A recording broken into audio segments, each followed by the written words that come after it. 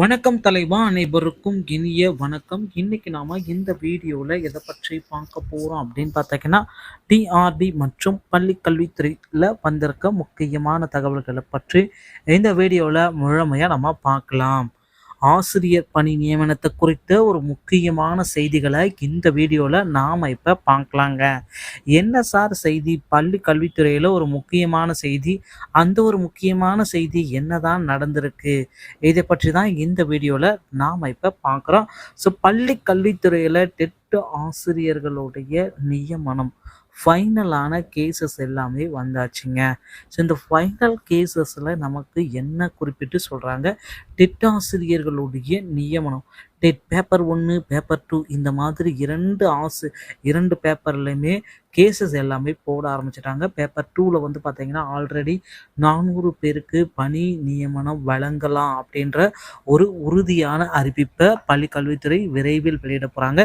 இதற்குண்டான இந்த ஜட்ஜ்மெண்ட்டுக்கு உண்டான கேசஸ் வந்து பார்த்தீங்கன்னா வரும் ஜனவரி 4ஆம் தேதி ஒத்திவைக்கப்பட்டிருக்குங்க. ஸோ ஜனவரி 4ஆம் தேதி இந்த அறிவிப்பு வந்து விட்டால் அடுத்து என்ன நடக்கும் அப்படின்னு நீங்கள் பார்த்தீங்கன்னா, அடுத்து வந்து பார்த்தீங்கன்னா பேப்பர் 1 அந்த மாதிரி இருக்கிறவங்க அனைவருக்கும் மாவட்ட வாரியாக தகுதி பட்டியலில் இருக்கிறவங்களுடைய பட்டியலை எடுத்து அவர்களும் கேசஸ் எல்லாமே ஸ்டார்ட் பண்ணி அவர்களுக்கும் பணி ஆணைகள் வெளியாகுவதற்கு அதிகப்படியான வாய்ப்புகள் இருக்கு.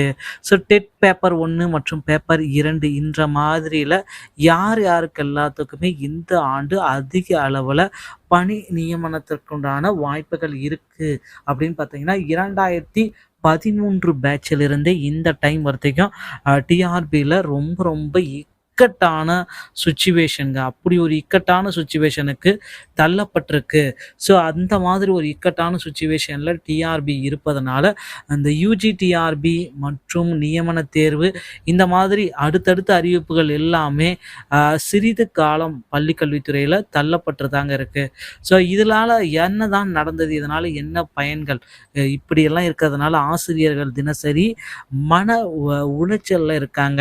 ஸோ இன்றைய வழக்கு நிலவரம் அப்படின்றது தினசரி நீங்கள் கேட்டிருக்கீங்க. ஸோ நியமன தேர்வை எதிர்த்து தடை ஆணை வழக்கு.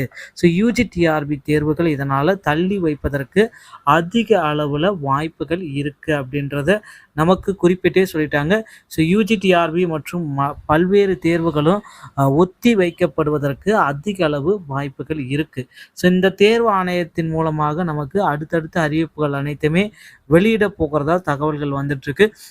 பிஜிடிஆர்பியோடைய தேர்வு தேதிகளும் விரைவில் வெளியிட போகிறாங்க. அது மட்டுமே கிடையாது, பிஜிடிஆர்பியோடைய வேகன்சிஸ் இந்த ஆண்டு அதிகமாக காணப்படுங்க. டிஆர்பி மற்றும் பள்ளி கல்வித்துறை சொந்தமான செய்திகள் அனைத்தையும் நீங்கள் உடனுக்குடன் பெற நம்ம சேனலோடு இணைந்திருங்கள். நன்றி, வணக்கம், தேங்க்யூ.